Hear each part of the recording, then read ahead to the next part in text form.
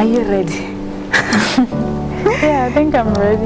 All right. Yeah. Hi everyone. Hi. Welcome yet to another episode. I have a special person here from Dimology. She will introduce herself and she will just let you know about what she is doing. You're gonna learn a lot today. We're gonna talk about money and God, and I have the right person for this topic. I believe that you're going to learn a lot. Let me start with prayer, like I usually do before we go anywhere further. So, Father Lord, thank you for this day. Thank you for this moment. Lord, I give you all. I surrender everything. Father, speak through us. Whatever, God, that you want to deliver to your people, Lord, through Lesego, I pray, Jesus, that do so. Let your will be done. In the name of Jesus Christ, I pray, amen. Amen. Yeah, so today, like I said, I have with me Lesego. She will introduce herself, and yeah, so ma'am, Yes. tell us about yourself. Who are you? Okay, thank you so much for having me in this amazing podcast. I feel really honored. It's a great privilege to come in such a platform, and to discuss such a subject. So maybe just to greet our wonderful viewers and also introducing myself. My name is Lesego Montsho. There's so many things to me. And sometimes I get very conflicted when I think of how to introduce myself. But usually I just like introducing myself in terms of my purpose. I love introducing myself as someone who has a passion for making a difference in the world. I believe that God has bestowed in me so many talents, so many abilities, and those abilities I strive each and every day to make sure that I use them, and even talents to make a difference in the world. But in the real world, I can identify myself as Lesego. I'm an author, I am an innovator. Wow. I also am a financial education enthusiast, and I believe that's why we are here today to focus on that aspect. Yeah, that's why I called you. Now I always forget to introduce myself. You bear with me, guys. My name is Malaboko Simisani. Yes, because I always forget to introduce yourself. myself. Yeah, so thank you so much for just sharing a little bit about who you are and all of that. Yeah. Like I said, guys, today we are going to talk about money and God. So I am very aware that you have a project or a program Ebiduang Dimology. Hey, before Totarka Sumlariwa Kamadi, take us through Dimology. How did it come about? What is Dimology? For those who don't know Dimology. All right. Thank you so much.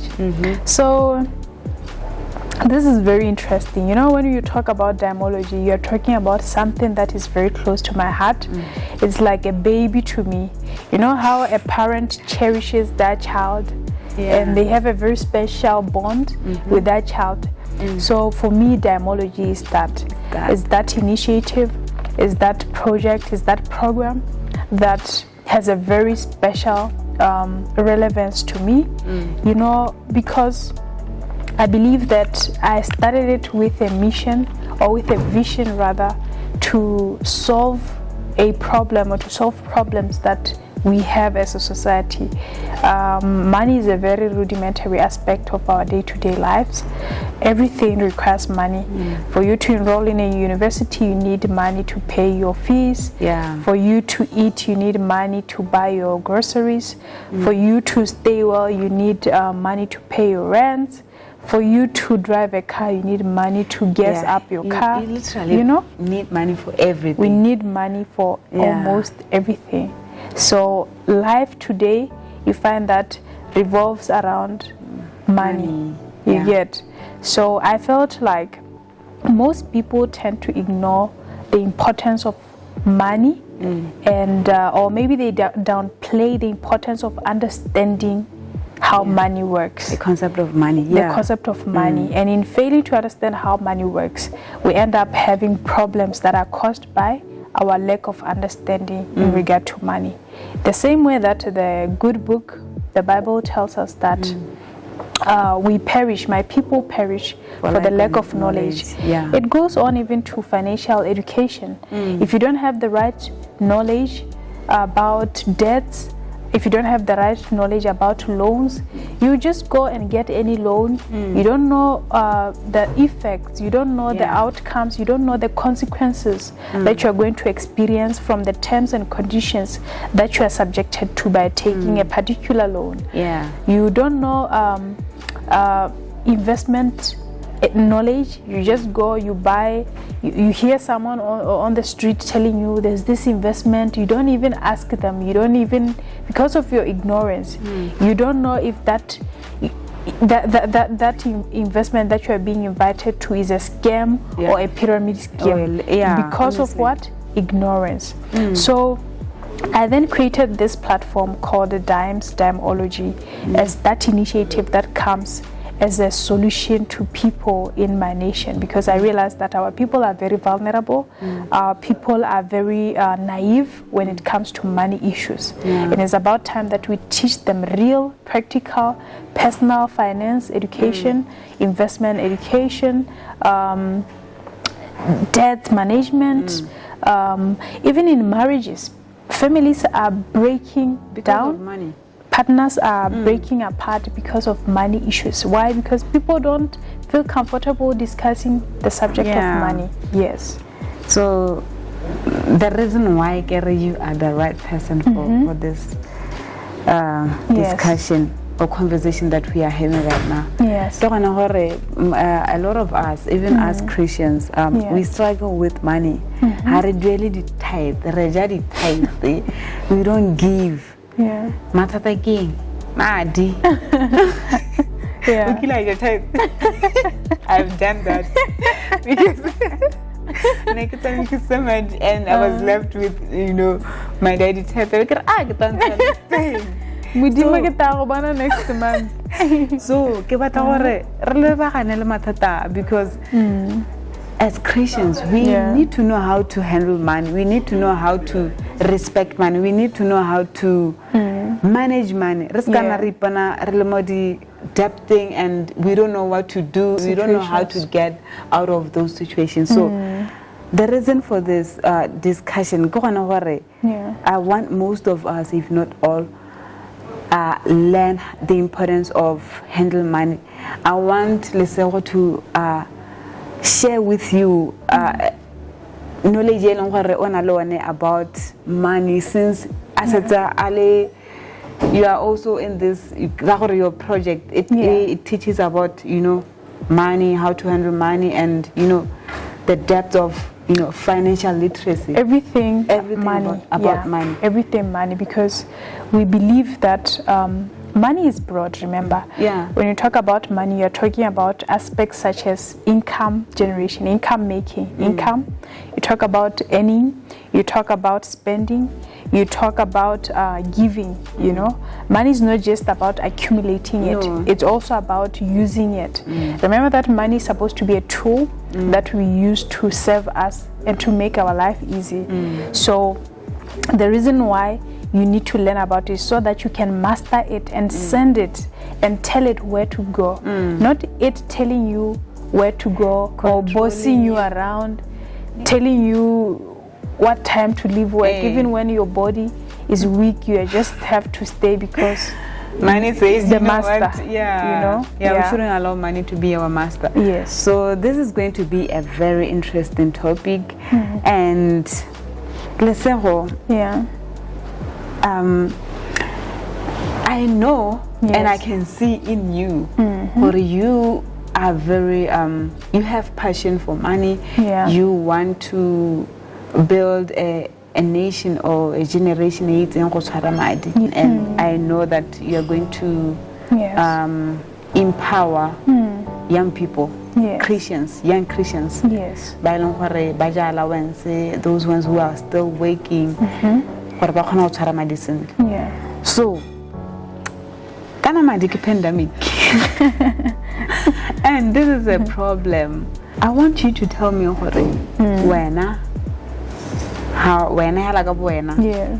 What does I believe you are a Christian, Yes, I am a believer. I'm a follower of Christ. Exactly. I submit and I follow the principles that are in the Bible.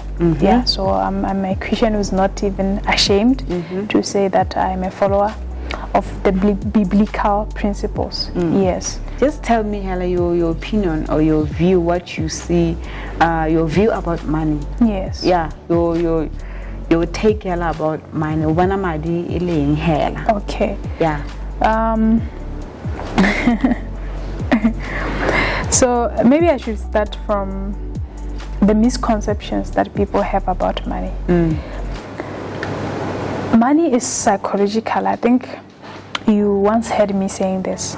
Money is psychological in as much as it's physical, in as much as it's a servant that we use on the physical. Yeah. It's first of all a psychological thing. And then for us believers, it's even more spiritual. Yeah. Okay? So the psychology of money is here. The underlying beliefs, emotions, perceptions that we have about money influence how we look at money. So these underlying beliefs, perceptions, and even emotions that we have towards money, they could be the ones that are attracting money towards us, or they could be the ones that repel money or that cause money to run away from us. So the beliefs that cause money to be attracted to us, we usually call them the abundance mindset. Okay? And then the beliefs or the underlying beliefs, the underlying emotions, and even perceptions that we carry, some which are groomed from childhood, some which are groomed from socialization, the kind of environments we grow around. Yeah. They end up causing you to have limiting beliefs. And these limiting beliefs are around money. We call them scarcity mindset. So money, what happens with money in your life is always influenced by the environment that built you, how you look at money. For example, if you grow in an environment where you are told that money doesn't fall from the trees, that phrase, it cultivates in you the mindset of scarcity. You start to see money as something that is hard to see. And the moment you have it, you use it as if you are chasing it away, because you know that money doesn't fall from trees. You know, you see it as something that is rare. But it doesn't make sense for Yes. you have let's say you are working in a construction company. Yes. You have worked so hard and your sweat, everything, and then you receive your salary, and Yes. then Squander out of it. it doesn't make sense to me after all of your hard work just to misuse and mismanage your money. I mean, how does that How work? does that happen? Yeah. Like I was saying, it's psychology. We are more of psychological beings than anything else. We are a product of our psychology. If you are not okay mentally, if you are not okay psychologically, you are not okay physically. Yeah. Even if physically you may be fit, if up here you are not well, nothing will be okay. Okay? So even with money, the money has psychology around it. If your psychology regarding money is not okay, you will not be okay with how you treat your mind. So you need to fix your You need to fix your psychology mindset. before anything else, because just like I was saying, the underlying beliefs that we have around money, the emotions we have around money, and also the perceptions that we have around money, they influence how we take after, or what we do with our money the moment we have with it. They influence our ability to produce money or income.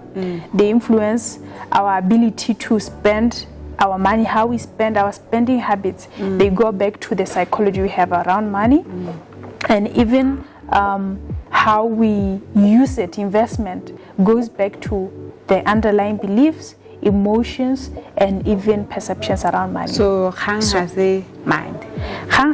Good, even if I can give you like a million right now, you know that people who always feel like money is the problem. Even if they're given money, it's never enough. It's not money. Money will never be enough. Yes. Honestly, it will never. It will never be enough for as long as your mindset is not fixed. For as long as you don't have the right mindset about it. For as long as you don't work on your understanding of the money and doing away and learning the limiting beliefs you have and learning the habits that you have and relearning new ones that will help you to be better. I think one thing that I've got from Dr. Miles Maroon, you know him. Yes, I know Dr. Miles. He was talking about management, the power of management. Or if God gives you something and you don't know how to manage it, then you're gonna have problems. You're gonna lose things there long. They're valuable. They're valuable. So with money, I believe we lack management. We don't know what management is when it comes to money. Yeah. What does God say about money? I was waiting for this one. Okay, thank you. I was also waiting for it. I was also waiting for it because I know most believers, they tend to take the words that are in the Bible, the context, and they misinterpret it. And then they make, I don't know, some interpretations that are not even aligned to what the Bible is saying regarding money. For example, there's a popular belief that people have where they say that money is the root of all evil. But the Bible doesn't say that. In Proverbs, it says that the love of money, not money. Not money. No. Okay. It's not even against money. There are even parts of the Bible that tells you how, or the kind of security that money brings to you. You know, if you read somewhere in the Bible, you will learn that there was an investor who once left his servants, and he gave each one of them a certain amount of money and gave them an instruction that do this with money. And from that parable, you learn that the servants who took the instruction that they were given and they did the right thing, they invested the money and the money multiplied. When the master came and asked each one of them to bring the report of what they did with the money, there's the one who kept the money, didn't do anything with it. There's the one who lost the money. There's the one who kept on reinvesting the money to make more money. And what the master did when he came back, he asked the other one. The other servant was like, I didn't do anything with the money. And then the other servant was like, I only made just a little. The other one was like, I made a lot. You know what this master did? He took the money for that one who didn't do anything, who didn't have anything, and he gave it to the one who made more. So even in money, it's like that. It's about multiplication, investment. If God gives you something, you need to multiply. You need to multiply. Yeah. We are made like that. You need to incubate it to produce more. So even in the real world, you see, the funny thing is Christians fail to use the principles that are in the Bible to work for them. But people out there, secular people, they take the same principles in the Bible and they practice them and they're working for them. And we feel like it's luck for them. We start making these false accusations. It's this, it's that. They're worshiping the devil, the Illuminati. No, it's just principles. You can't cheat principles. If you take the right principles and you use them, you will see the same results. Some of these laws that are universal.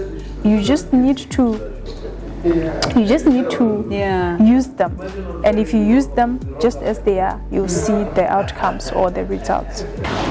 So I agree you were talking about what does God say about money? Yes. Yeah. So then what does he say about how we should handle money?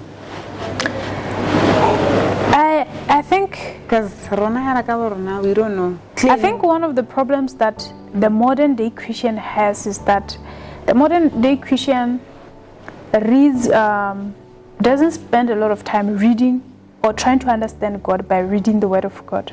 Because to tell you the truth, the Bible is like a manual. It's a book that is meant to tell you that this is how you should operate as a human. Yeah. It has financial education. It has marriage education. It has a relationship education. It has family education. It has leadership education. It has all education across the spectrum.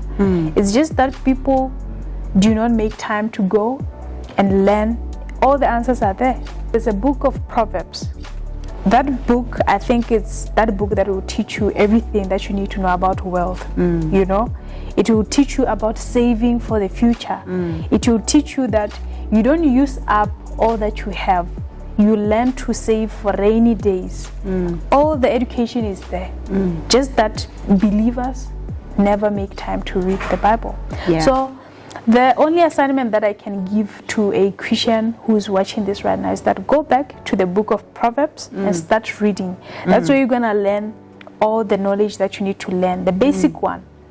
About saving, because it's there. This is where you are told that about a wise man, what a wise man does and what a fool does. I think our problem is that we are very ignorant, of course, with and we are looking for the specific things we want. And then they affect us. If let's say I'm in a situation where I have struggled with money and I don't know how to manage my money, and this is a problem that is a concern to me. Now instead of going through the Bible and looking for the verses that talks about money, that's why whenever we are in a situation it's beyond our control. We need to go back to the Word of God and look at it. Okay, what does God say about this money? Issue? What does God say about debt? What does God say about multiplication? And then we can start from there. Let's always start from the Bible. But the opinion from people. There are very intelligent people that I've heard speaking about money. But then if it doesn't it's not God attached to God's word. It has impact, but maybe a little. So let's always run to the Word of God, especially Gamadi. Absolutely, because just like I was saying, just the book of Proverbs is the starting point. Just go there. This is the specific book. Basic.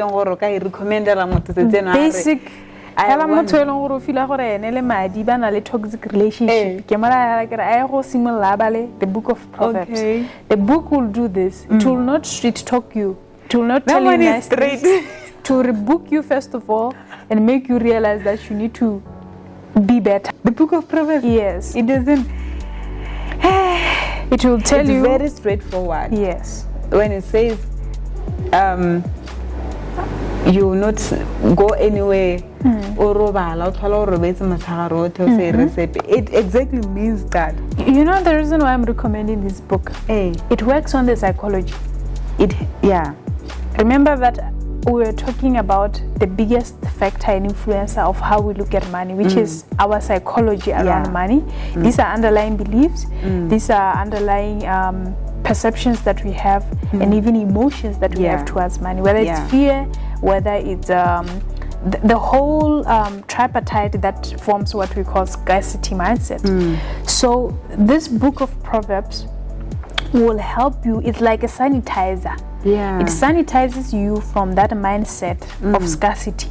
It teaches you the different. It doesn't tell you that no, just because you're a Christian you are favored. No. It doesn't sweet talk you. It tells you that a fool does this, a wise person does this. A rich person does this, a poor person does this. It doesn't. It tells you the truth, just how it is.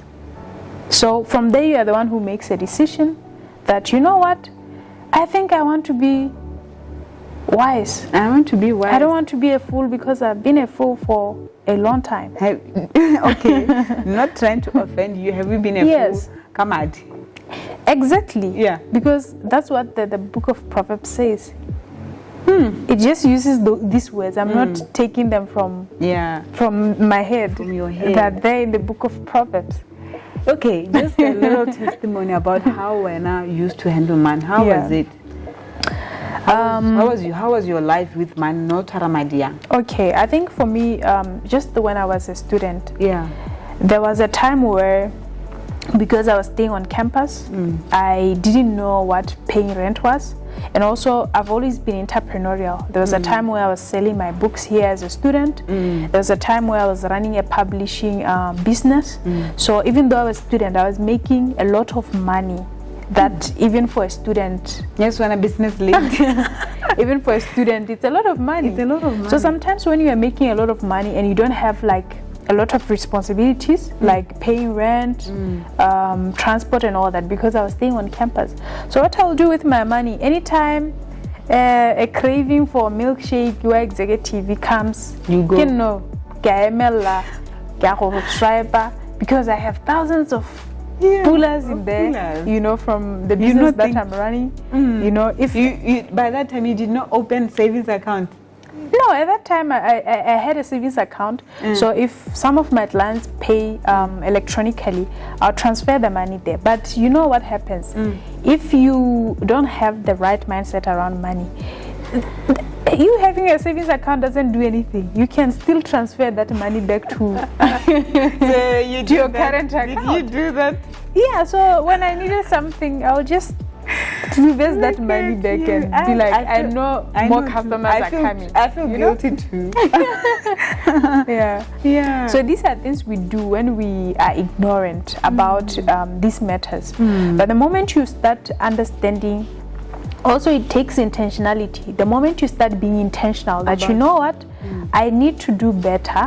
I need to get rid of habits that do not help me financially. I need to get rid of certain small habits. For example, look, I want you to look at it this way. In what I usually teach people, I encourage people to always consider what we call needs over wants. Okay? But we tend to ignore the fact that sometimes some people may have more money that allows them to have more than to afford.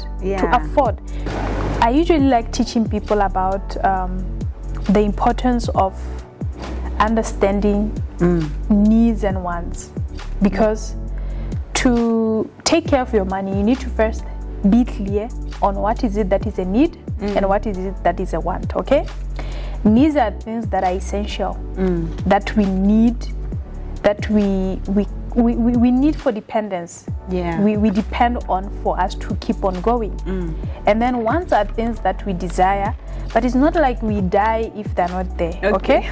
It's not like if I get that pair of Jordans, or if I don't get it, I will die. No, I can still wear the shoes, a pair of shoes that I have, and nothing will happen to me. You get. So now, here is a catch. When we're talking about needs and wants, we tend to link it to the matter of living below your means. Okay? And when we say live below your means, we mean that don't go beyond what you cannot afford. So it's a matter of affordability, right? So now, here's a catch. Sometimes you can have more money such that you afford more than you need. Okay. You get that? You afford more than you need. You can afford more than you need, meaning that you can still pay for things that are within your means, but you don't need them. The most important thing also about money is sticking to your budget. And making sure you are very intentional about it and your money as well. The needs and wants, for me, it was a struggle also, if I can say. It was a struggle because I didn't know how to distinguish from, my needs. What you need and what you want. And if I want that pair of shoes, if I want that t-shirt, I go buy. I can buy a t-shirt I buy 50 pula, and the next time maybe Same a way pen. as you said. Yeah. But then you know what, this is not right. Yes. So it goes back to the issue of intentionality. Ghana, it should start from the mind, you realizing it, and also it starts with recognizing that I have a problem. I have a problem of spending. I buy impulsively. I walk in a store. That thing you're talking about is called impulsive buying. And most women suffer from that. Women are impulsive buyers. Just walk in a store, she sees a pair of socks that has a rabbit. All of a sudden, she has like 20 pair of socks. All of a sudden, that rabbit, I don't know for what reason, It looks gorgeous. it intrigues her, and she just wants that, you know? And she'll buy that and take the last money that she had planned to do something else with and buy that, even though that thing is not urgent, even though that thing is not essential. So money has to be broken like this. 3 types. There's A, these are things that are essential, that are basic, you need them. This is your rent, this is your grocery or food, this is your bills, electricity or water, this is maybe school fees if you have children. These are things that you know that you have to take care of. Okay? And then there's a second class, that is class B. These are things that are important but not essential. Really? Yeah. Okay? Yeah. So this could be things like your gym membership. This could be things like loan, if maybe you have to take a loan. These are things like these things are important but not essential. So these ones you can do without them, but they're important, or you can pay them over time. You get that. Your gym membership, if this month you feel like you don't need it, you can skip it for this month and do it maybe next month. It's important but not essential. And then there's the last category, C. This last category are things that are not that important. These are things like your weave. You don't need that weave. You get that. These are things that if you cut them, you'll be able to save money.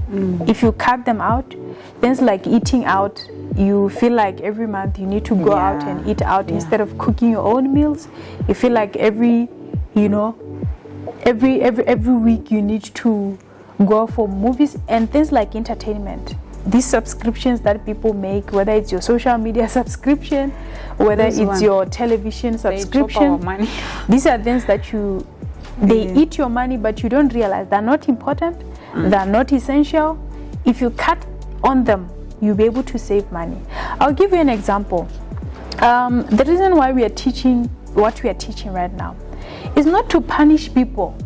The reason why at Diamology we teach financial education, we teach personal finance, is not, the goal is not to punish people. The reason why we are teaching what we are teaching is for what we call financial freedom.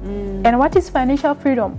Financial freedom is whereby if you are to stop doing the job that you are doing right now for a month, 2 months, 3 months, you'll be able to maintain the lifestyle that you want without you suffering.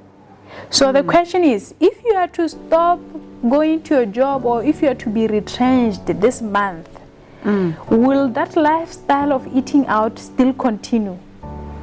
If the answer is no, then you are not free. You are not free, you are still in bondage. Financial freedom is whereby you are able to maintain the lifestyle you want even without having to go to work every day.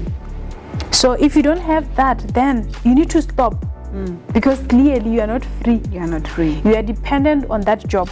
So the moment something happens, the moment there's a redundancy at work, they tell you that your job is no longer, your position is no longer needed, it's outdated, and they cut you out. That means you'll no longer finance that lifestyle that you are living for. So the problem we have, most people are being killed by lifestyle. Okay? You want to be seen to be driving this car, but you know this car is finishing you off.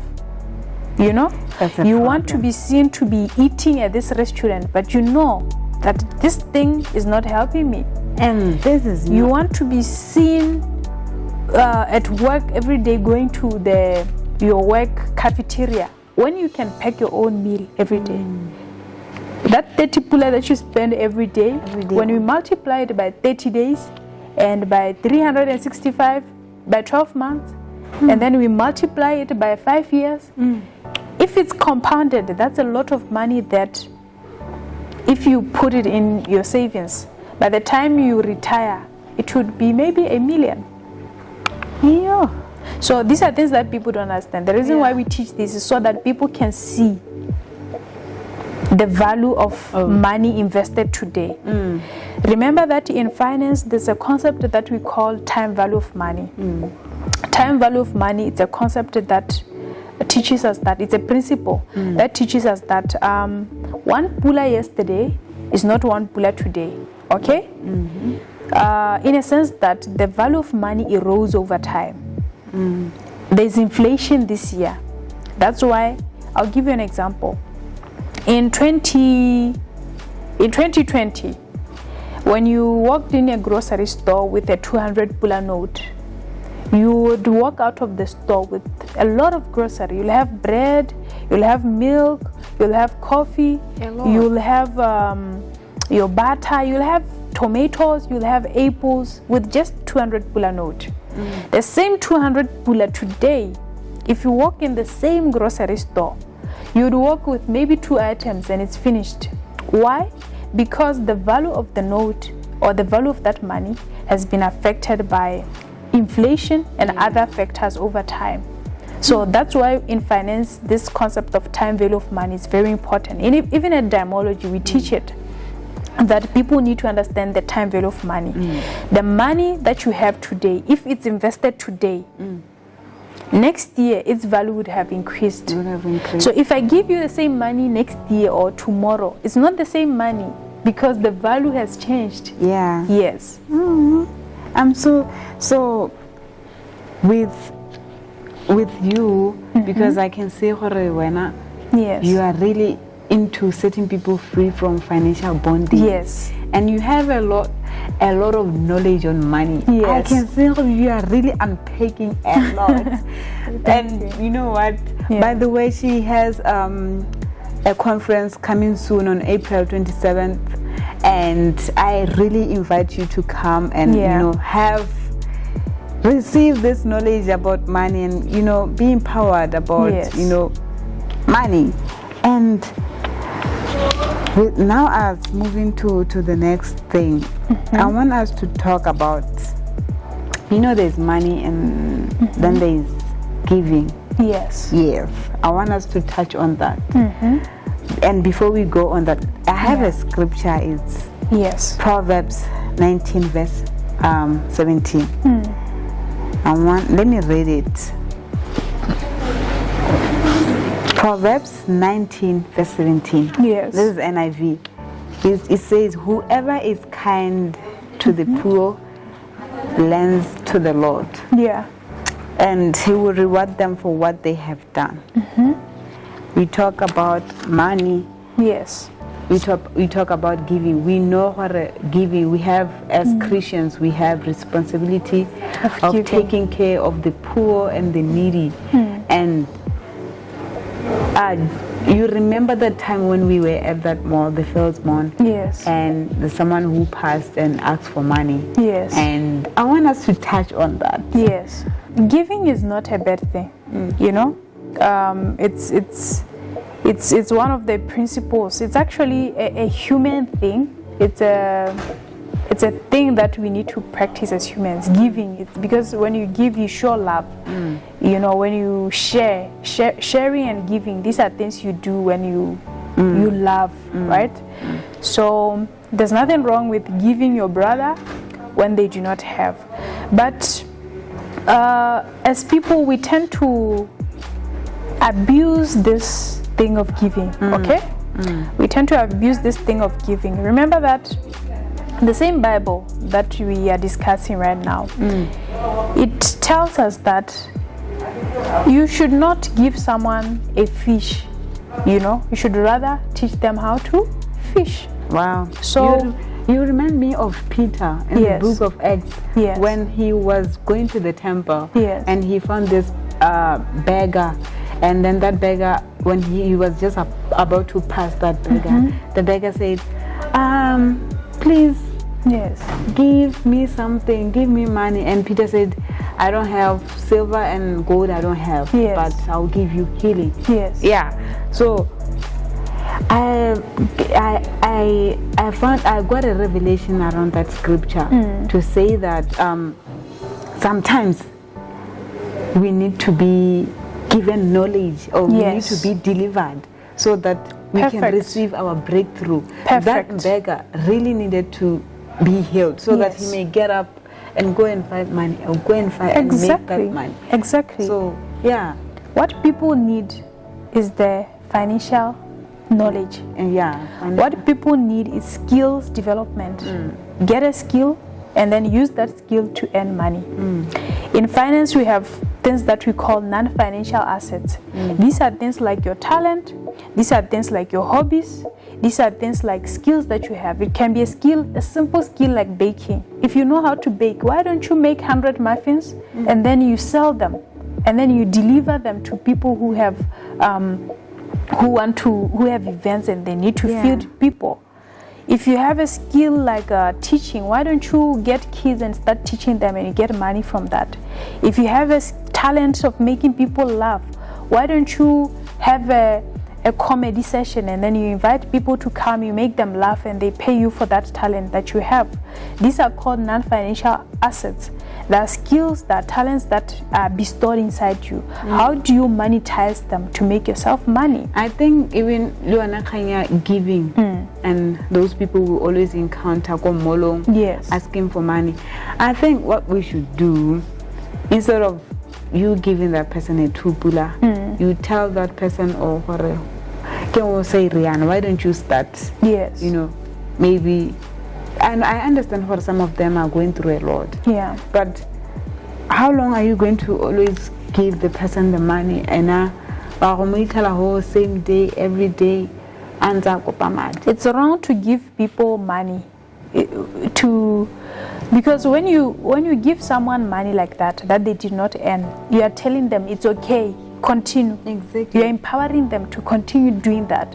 You are empowering You are them not to bringing continue. any solution. No, you are making the problem worse. You are telling them continue being a beggar, continue, And don't get up and go look for a job. It's okay if I come here and eat, and other people who are like me will always give you money, and it's okay. So when you do that, you are not helping that person, you are making them worse. So here's the thing with the giving: you cannot give what you don't have. If you yourself, you're not financially free, if you don't have financial freedom, if you want to quit your job for 3 months and still maintain your lifestyle and still continue giving that money that you want to give for free, then you don't have any excuse to give money.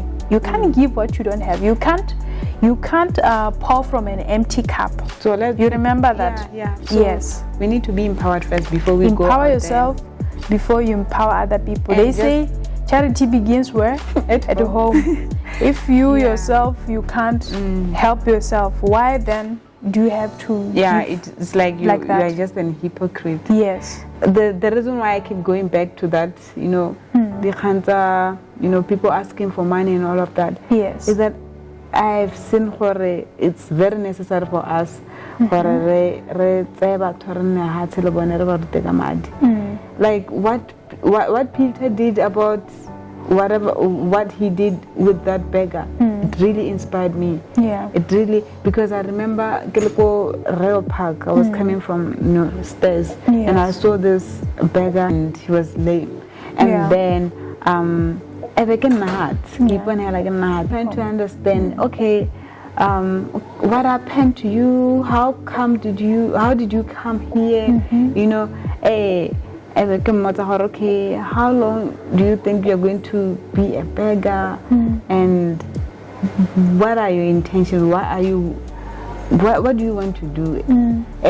So I sat with that guy and we talked that it's not like I really want to be a beggar. It's not like I I really like doing this. I enjoy this. I don't enjoy this at all. Yeah. I don't know what to do. And you see me with no arms and legs. I don't know I'm just here, and I have joined this because I'm in need. I need help. Yeah. Yeah, but you know what I did? I told him, you have a lot of abilities. Don't think that you are disabled in everything. Yeah. You have a lot of abilities, and I know God is going to use you to touch the world. I don't know how, but He's going to use you to touch the world. Yeah. Don't feel like you are a disabled person who can't do anything for themselves. Yeah. Yeah. So, and I started, preaching love of the love of Jesus to him, and pointing him to Jesus, and he was willing to receive, and then let me just say he realized, you know what, I have a purpose too. I don't want to do this for a long time. I have a purpose, and one day I know that I'm gonna find my purpose. So you with Dimology, I believe the core mandate of your project or program is that you also want to set people free. You want to help people to realize money is not everything. And they're not supposed to feel like they don't have an identity, or their identity is imomadi. No, it's not like that. So I believe with you empowering young people like me and the others out there, I believe it's going to change our mindset, because mindset especially about money. When it comes to money, I'm just lost. I don't know. Yeah. So now there's this second scripture. We talked about giving. There is no problem with giving. That's what you say. Yes, there's nothing wrong with giving. In fact, giving is good. Look, even if you look at the most successful people in the world, they're givers. The reason why they're blessed is because they give. They have foundations, they have organizations, they have charity organizations specifically for giving. The billions, millions that they make sure that from that they take other millions that they don't need to give to the less fortunate, to give to the less privileged people around the world. And it has impacted the world. It's only people who don't understand the value of money who tend to hoard and hold on to money. I feel like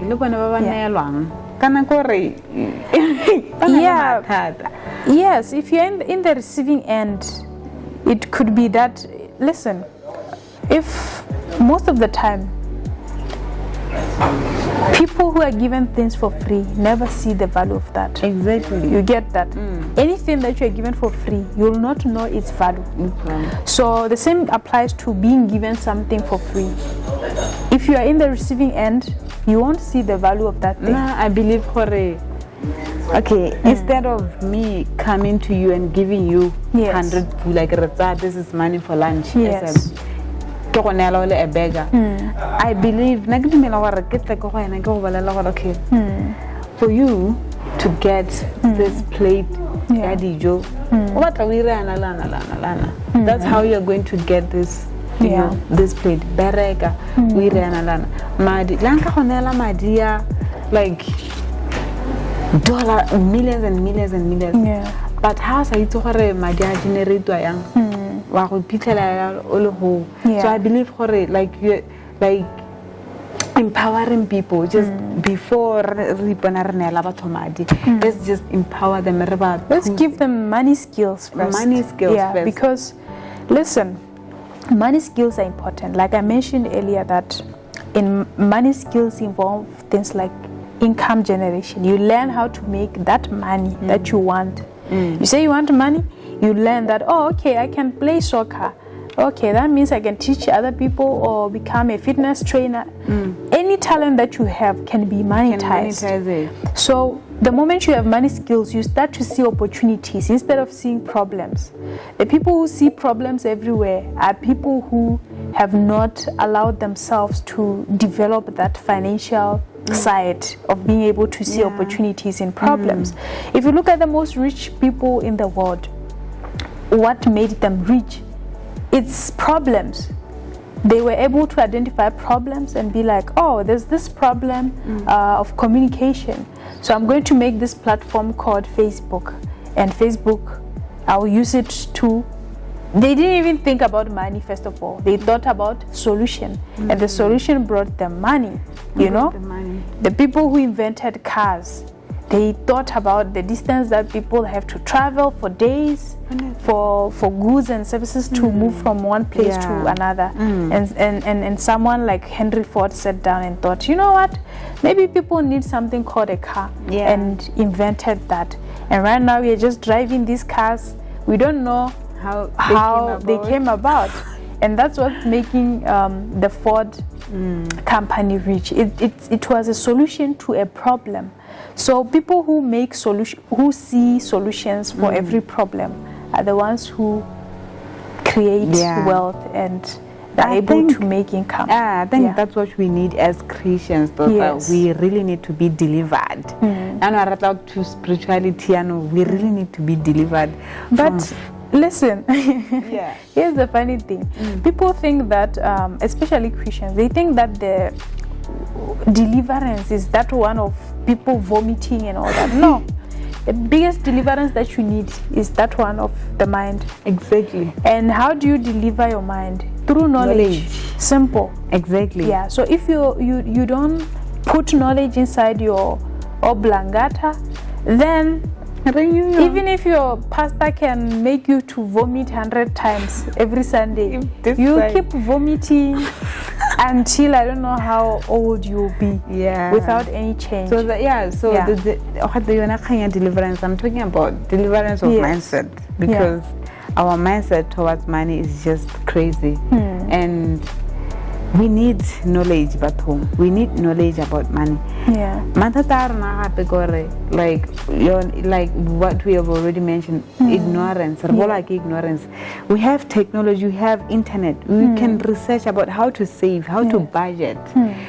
A lot of, there's plenty of information on the internet that we can use.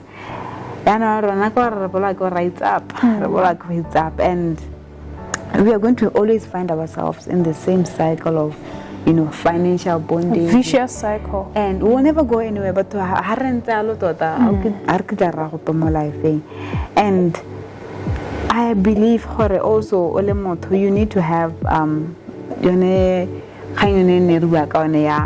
giving. You need to, for you to have more and experience the overflow of, of God and the breakthrough. You need to be a person who is willing to give to the others, so that God can increase open doors for you.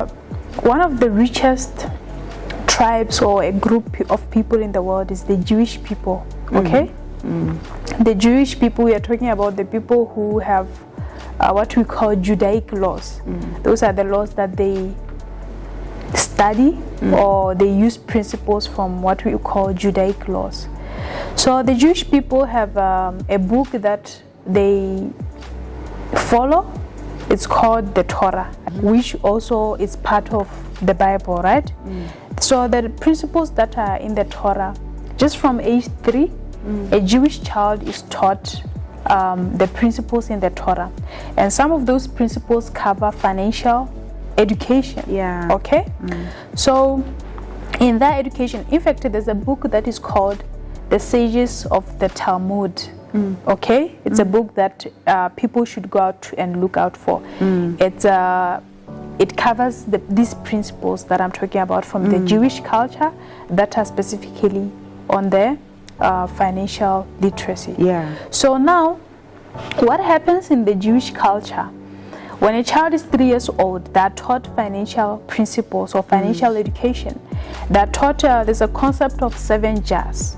In these 7 jars, a child will be given 7 jars, literally 7 glasses, and these glasses are labeled. There's a glass that's labeled giving, there's a glass that's labeled tithes, there's a glass that's labeled charity, there's a glass that's labeled investment, there's a glass that's labeled income. So all these glasses serve a different purpose. Just like you saw, there's a one for giving. So from a young age, the Jewish children are taught that psychology in regard to money is prepared. They grow up with the right psychology around money. They know that in what they earn, 10% should go to giving, 50% should go to savings, 20% should go to savings, and so forth. Our problem is maybe the problems that we are having with finances. It could be we were not taught about money. We were not taught about how to handle money. You are correct. Yeah, you are correct. The problem is the foundation. And that's why. Laid. So that's why we do what we do at Dimology, so that it doesn't matter what age you are. If we sit down and blame our parents, or we blame the school system, or blame other people, that will not solve our problem. Yeah, it's not going to solve. But now, if we... That's why we have you as a... That's why I'm here. As a project, initiative. Yes. To say, come, we want to empower you with knowledge on money. That's why I'm here. That's why I took an initiative to be like, you know what?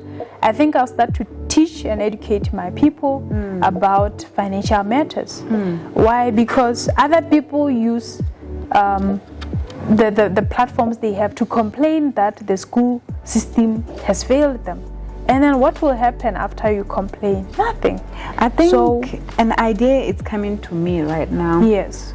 To say that I agree you are targeting everyone. Yes. Also, Kanagore, when we came to you, we did not know about money, about how to handle money. But I feel like this is an opportunity for you to say, when the first years come. Yes. We have done that. You did in that? Dimology, we have a program. Yeah. We have a conference specifically designed for university-going students. Okay. It's called Dimology 101. It happened last year in September 2023. I remember about it. So that one was specifically targeting university-going students, because the idea or the mandate behind it was such that we start young people from grassroots level. You start handling your money now as a university student. You don't wait until you find yourself, you are 50-year-old, you are in debt, and then now you start trying to find the quick fixes. You try to find, short solutions, fast solutions. You can even hold them accountable to say that okay, if this month you're going to do this with your money, you're gonna budget, you're gonna save. Yes. Yeah. Because I remember first year, did I receive financial literacy or education? Let me see.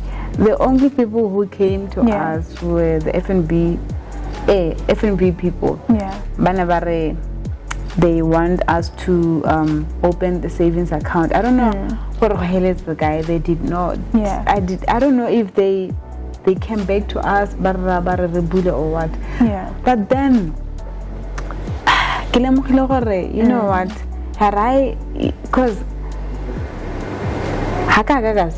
even though I thought them coming to us and the account and all of that, but here is the thing that people don't understand. The financial institutions, when they come to you as university students, they're not coming to you to save you. They're coming there because you're an opportunity for them. They want to advance. They're in business. They need you to open that account so that they can have their percent of whatever they're charging you for keeping your money for you in that place safe. Which is literally you understand? For them, they're there for their interest. So I'm a person who believes that as people, as individuals, we should take responsibility of our life. Okay? So when you are 40-year-old, imagine, and then you are told, or you are 60, and then your kids ask you, what did you do? And then you start telling them that FNB didn't teach you how to do what? Your children will be disappointed in you. They'll ask you, didn't Mr. Satadada grow up in Botswana? Did FNB go and teach him alone how to open an account and all that? You see how it look like? So when it comes to education, it's our personal initiative and responsibility. Even the banks, listen, Botswana is among the countries that have high financial literacy. By the way, there's a difference between financial literacy and financial education. Financial literacy is just the knowledge that people have regarding money issues, like sending e-wallet, receiving e-wallet, cashing out money, using the ATM. That's financial literacy. You are literate in regard to transacting money and sending money and all that. That's financial literacy. But now when you talk about financial education, this is us here, what we are here to do right now. This is where we teach you about things like time value of money. The value of money erodes over time. We teach you investment education. This is what happens when you invest your money now, and where can you invest your money? What does it mean when you buy stocks? What value do they bring to you? Does it always mean that when you bought stocks, they will profit you? What happens? You know, that's now education. And the thing with education is you have to look for it as an individual. That's why one amazing gentleman by the name Jim Rohn once said that formal education will make you a living, but self-education will make you a fortune. So it's self-education that will liberate us. It's self-education that will make you to understand matters of finances. It's when you come for Diamology. The thing is, it's not like the education is not out there. It's there. But are you willing as a student to buy a ticket for as little as 150 and to come and learn from experts? Or do you feel like you'd rather use that 150 to go and buy boots? It's a matter of priorities. It's a matter of intentionality. It's a matter of self. Do you want it yourself? There's a difference between wanting it and working towards it. Most people wish for things, but the question is, beyond the wishing, what did you do? So young people need to get that. So clearly, Daughter, we need to go and look for the education we want, especially Yamad. Yes. Yeah, because even right now, my dear, at Diamology, because we saw that people lack knowledge, we opened a book club. At Diamology, we have Diamology Reading Club, whereby we specifically read financial educational books. Currently, we will be having our first book reading session on the 30th of March, end of this month that we're in. And that book reading session, it's free. You can come get it. It's free of charge. It's free. We have shared it on our platforms that we'll be having the session and the link through which people can join our group to come for that session. We've even shared the book that will be read, and it's just a matter of people going out there looking for the right information. Are you following the wrong people, or are you following the right people who lead you to the kind of liberation that you want? In Diamology, we believe in the power of frequency, the frequency that you are vibrating in. Are you raising your frequency, or are you lowering your frequency? Lowering or raising the frequency, it's a matter of the mindset again. So I was sharing with you the other day about how if you want to tune into a certain radio station, you need to have their frequency. If you don't have the right frequency, you'll find yourself having tuned into the wrong station, or you will not even tune into a station. You will just hear some noise, but you will not be able to tune into that station. The same thing applies to the issues of money and wealth creation. If I aspire for the life of the luxury life, if I aspire and just have these pictures of nice cars, big house, but the frequency, the attitude that I have, the habits that I have do not agree with the lifestyle I want, then I'm just it's vanity. It's vanity upon vanity. You get. So now what we need is you saying that I want to be rich one day, and you're intentional about it. I want to be financially free one day. And then from what you do, you work first on your environment. The first thing that you need to do is your environment. If you used to hang around people who complain all the time, if you used to sit around people who do not want to change, what we call poverty support group, these are people who come sit together and they complain. They have a pity party about what's wrong where, about how the government is failing them. You know, people have problems for every solution. If you sit around such people, you will not go anywhere. Even financially, it's like that. The moment you sit around people who know what's wrong about what, you have a problem. They can't bring so solutions. You first need to change your environment. Come for conferences like ours, come for our book reading sessions, come and learn about financial education books that will help you to liberate your mind. And then after you sanitize your mind, you will make the right friends. You will learn from your age mates. At Diamology, what's interesting, the previous event we had, Diamology 101, what's interesting about our events is a 20-year-old can teach 40-year-olds. A 50-year-old can teach 20-year-olds. A 30-year-old can teach 50-year-olds. We learn from everyone. Wow. You know? Why? Because some people start entrepreneurship early. They start selling early. They start learning how to trade early. And such people, the experience they have working with customers, the experience they have making their own money from selling whatever products. We have students right now who are entrepreneurs. They're selling different products, they're selling different services in this institution that houses about 15,000 plus students population. So such students are tapping into that opportunity. When another student is complaining about the Wi-Fi being slow, another student is like 15,000 people. Wow. How about I service 5,000 of them? How much will I make if I sell them as snacks? Another one is complaining, the queues here, I don't eat on time because the line is long. The other one is like, these queues, maybe I can bring them something from the hostel so that I tap into that problem. It's a matter of mindset. This is beautiful. I'm so overwhelmed by this such knowledge. Yeah. It's from heaven. It's from heaven. God. Oh my God. Yes. Okay, before we close this episode, let's touch on a little bit more on sowing. What's the power of sowing? I would like to liken sowing to investment. You understand? Yeah, it's more like that. Just take it the same way that you take sowing in a literal sense.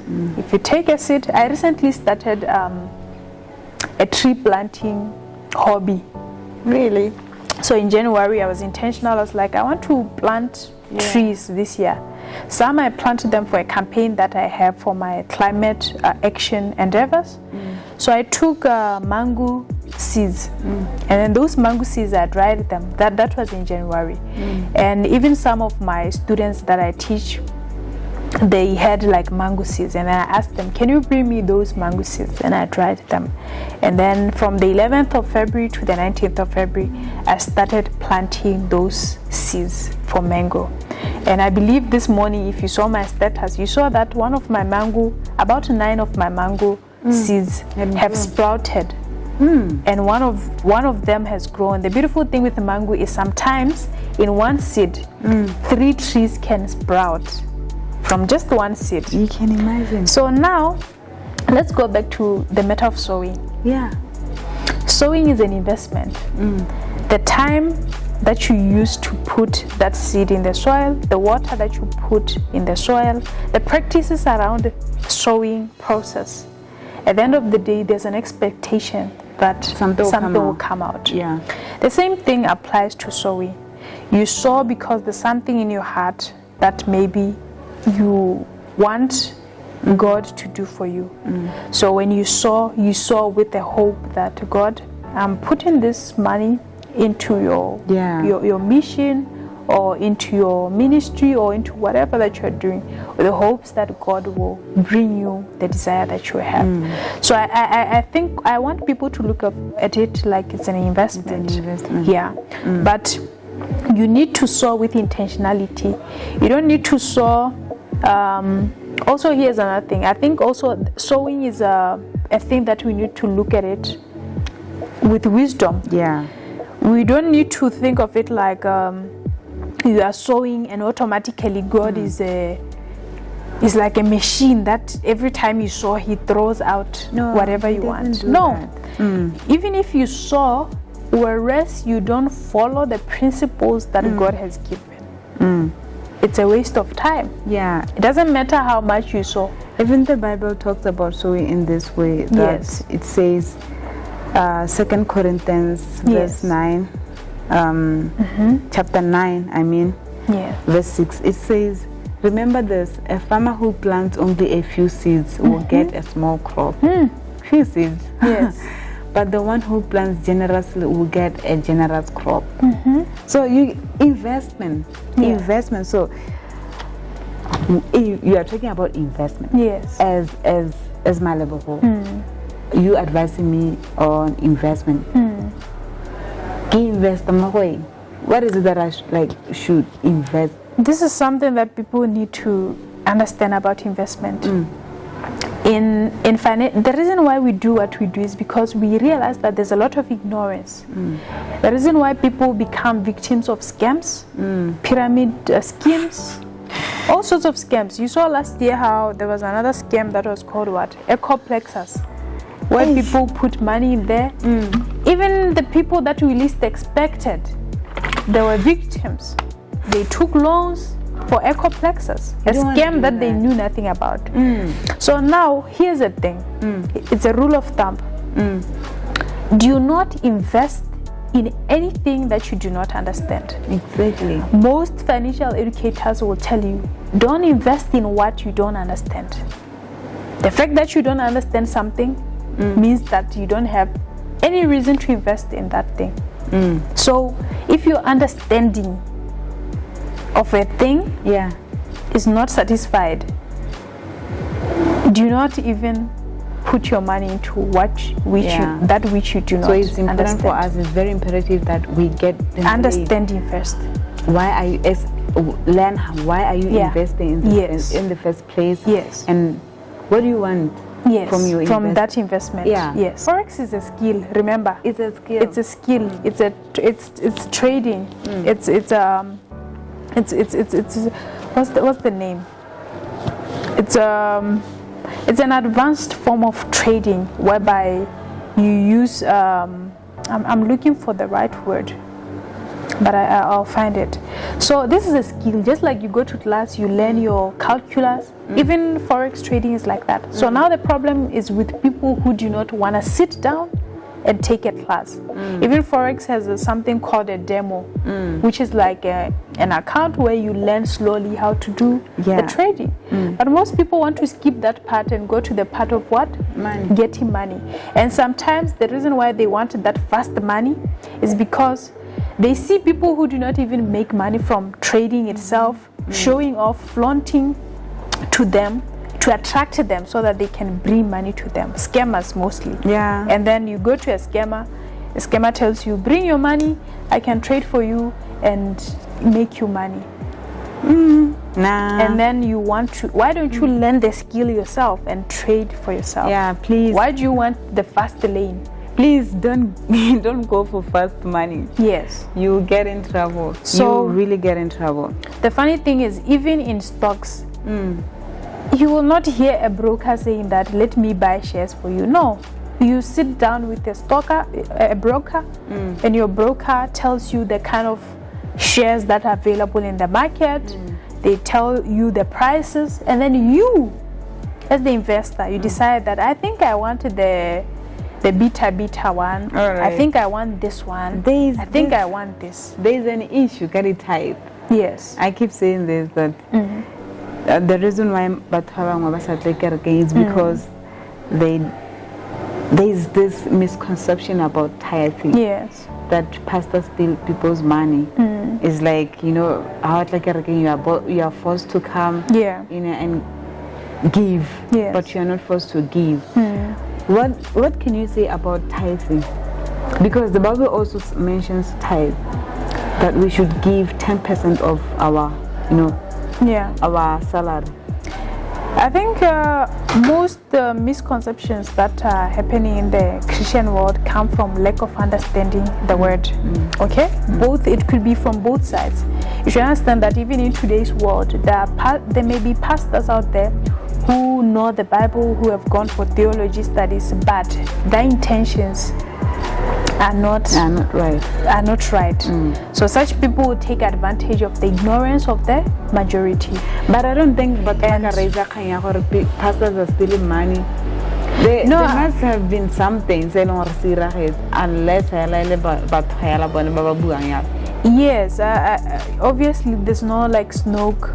There's no smoke without fire. Yeah. So maybe with those allegations as well, there's always something that makes people to talk that way. But going back to the issue of tithes, I think people need to first understand the context.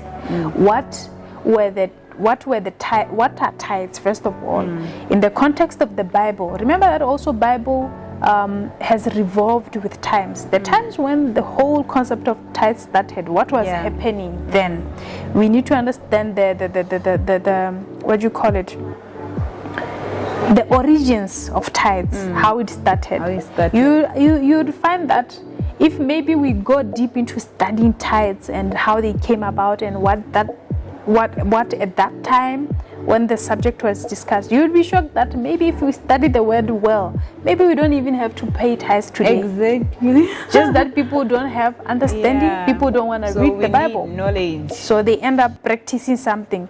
Something that you end up practicing religiously becomes a religious practice. Exactly. But maybe doesn't please God. You'll be shocked that maybe when you go to heaven, when you go there, God will tell you, go back, you don't belong here.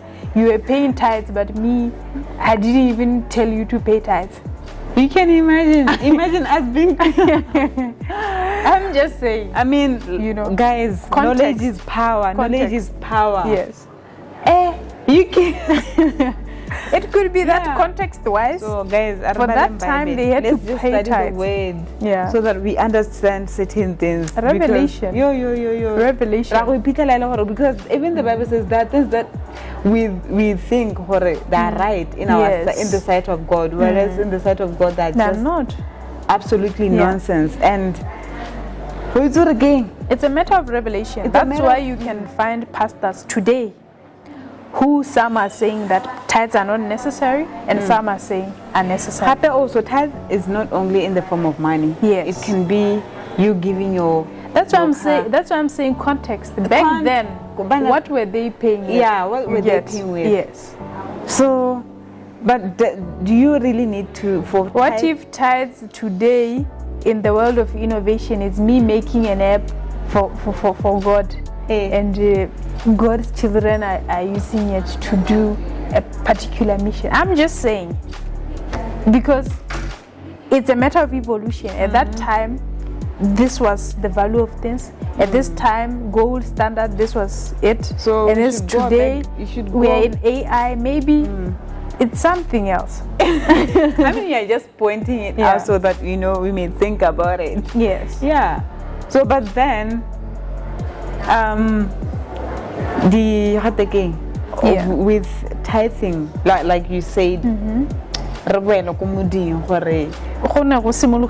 the importance of tithe? Why do we need to tithe? Yes. And what is that purpose? What's the purpose of tithing? Yeah. So, like you say, context. Do we use the tithes we get today for the purpose that tithes are you supposed to tithe in church or guy? I don't know. Exactly. But yeah.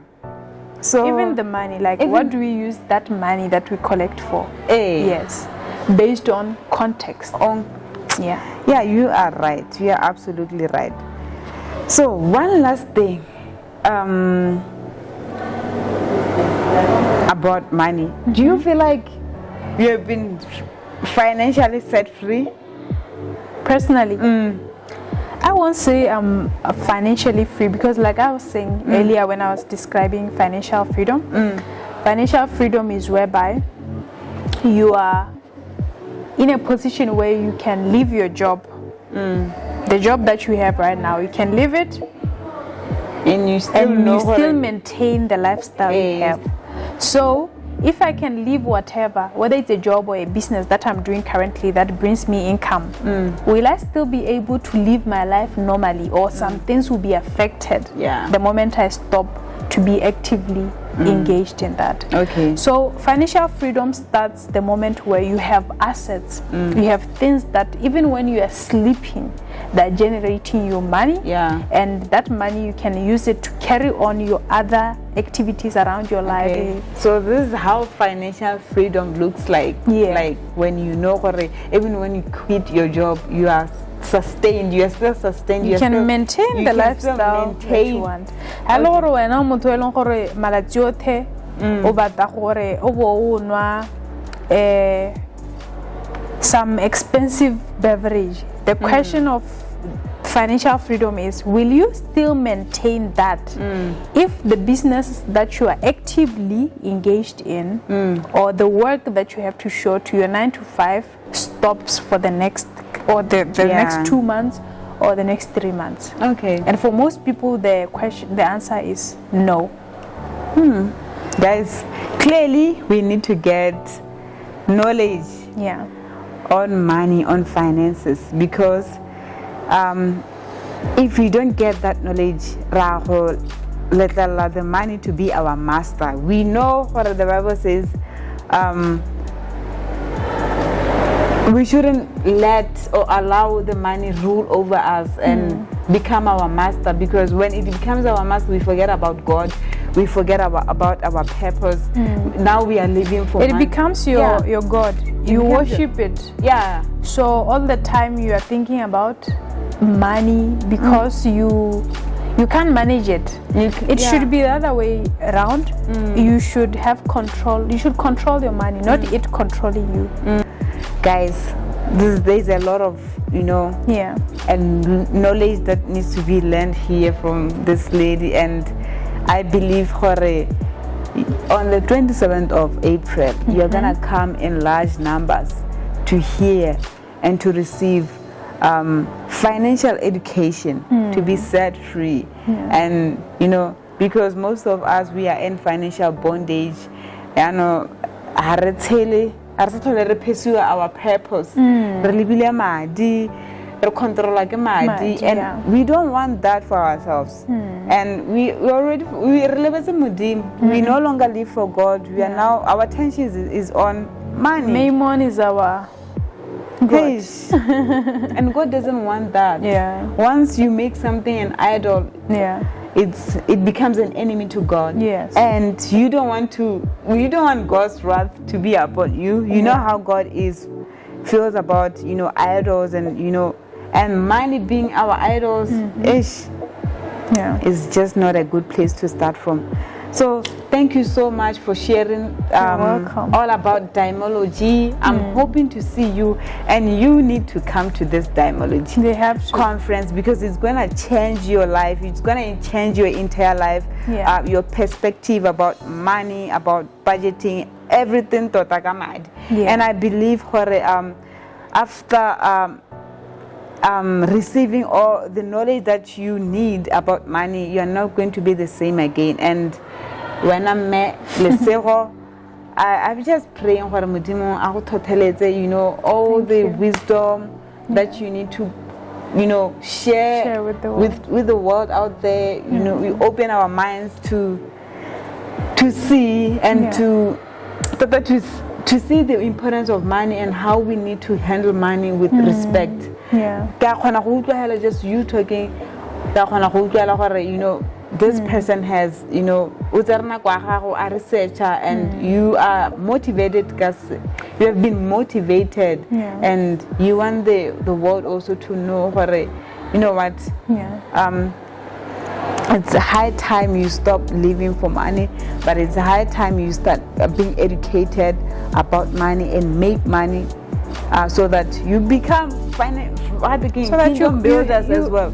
You have control over your money, not it controlling you. That's the goal. Even more like in churches, we need to build churches, we need to care for the orphans. We want you to learn about financial education, so that you come and you support those who are in need. And when God gives you 1 million, you give half of it to the orphans, to the church, so that things in church are maintained and everything is taken care of. We want you to become kingdom builders. So come and learn more about money, and I believe and I know for sure that your life will never be the same again. And so Lesego, yes, thank you so much for taking your time. And I don't know what I am, but thank you so much for taking your time to talk to me about money and God. Yes. And I'm looking forward to more of this in the future, to talk about Thank you so much, Lebo. You're welcome. I'm equally humbled. I'm always looking forward to this, coming to different platforms to educate people about money matters. So for me, this is something that I love doing, and every time I do it, I know that lives are being transformed, lives are being changed, people are being made to change their frame of mind and how they look at money. So it's a privilege for me. Thank you so much for having me. Emma. Yes. Until our next episode, see you next time, same place. Bye. Bye.